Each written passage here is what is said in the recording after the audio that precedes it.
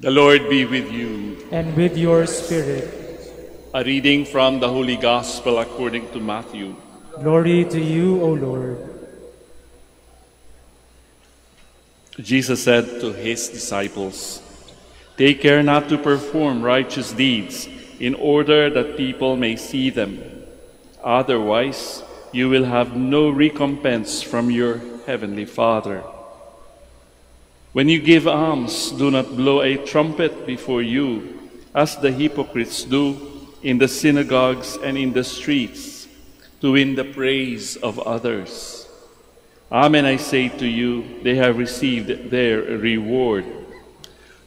But when you give alms, do not let your left hand know what your right hand is doing, so that your almsgiving may be secret. And your Father who sees in secret will repay you. When you pray, do not be like the hypocrites who love to stand and pray in the synagogues and on street corners, so that others may see them. Amen, I say to you, they have received their reward. But when you pray, go to your inner room, close the door, and pray to your Father in secret. And your Father who sees in secret will repay you. When you fast, do not look gloomy like the hypocrites. They neglect their appearance so that they may appear to others to be fasting. Amen, I say to you, they have received their reward.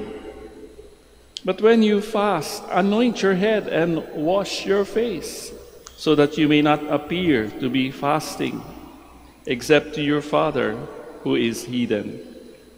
And your Father who sees what is hidden will repay you."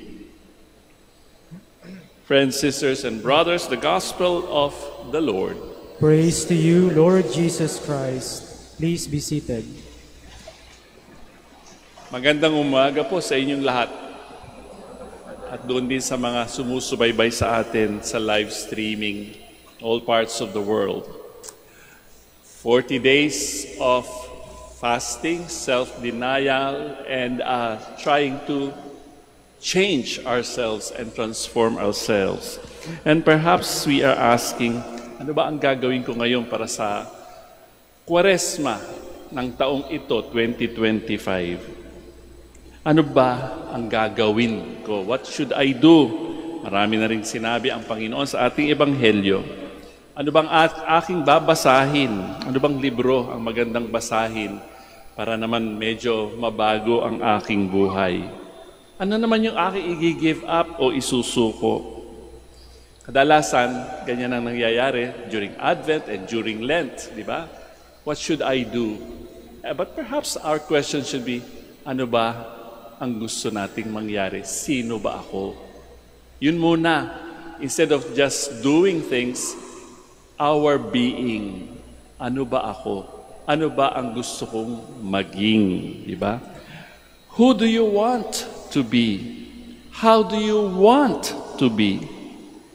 Kasi pagka nasagot na natin yun, susunod na kung ano-ano ang mga gagawin natin. Sa ating nabasang Ebanghelyo, kung itutuloy natin ng 2 pang verses, sinabi ng Panginoon, "For where your treasure is," kung ano yung vina-value mo, "there your heart will be also." Yun. Nasaan ba ang ating mga puso kapag dumarating ang Kwaresma? Our heart follows what we treasure, what we value. Ano ba ang mahalaga sa ating buhay? Makikita natin yan. Yung iba, kung ano-ano mga kinukolekta sa buhay. Kung ano-ano mga inaalagaan, mga fur friends, di ba? Ano bang mahalaga sa atin? Halimbawa, mga magulang, what is it that you treasure? Do you treasure your children? Yung mga mag-asawa, do you treasure your wife or your husband? Yung mga anak, do you treasure your mom and dad? O mas importante yung mga careers natin, pera o kapangyarihan.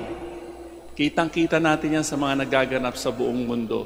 Nakikita natin, kapag ikaw ay isang makapangyarihang tao, marami kang pera, kahit ano pwede mong gawin. Daan doon ba ang ating mga puso? When we name our treasures, we find our heart. So siguro ngayong Lent na ito, tingnan muna natin, nasaan ba ang aking puso? Is it in the right place? Or are we going to be treasure hunters looking really where our heart is? Sapagkat kapag na-discover natin sa ating mga pinanghahawakan, sa ating mga tinatawag nating core values, magsisimula tayo makita kung ano ang dapat nating gawin para mabago ang ating buhay. Lent is not about being good or bad, but it is about discovering ourselves and recovering our lives and becoming more whole. Learning to love and learning what to love. Learning what to hold on to and what to let go. And that is the Lenten work that heals our lives and offers healing to others.